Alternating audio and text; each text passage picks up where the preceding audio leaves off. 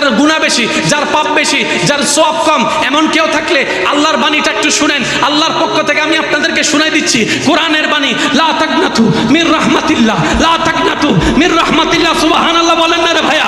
আল্লাহ পাক বলে, ও আমার বান্দা, তোর গুনাহ যদি পাহাড় পরিমাণও হয়ে যায়, কোথাও যদি তোর ঠাই না হয়, তুই লা তাকনাতু মির রাহমাতিল্লাহ, আমি আল্লাহর রহমত থেকে নিরাশ হইস না।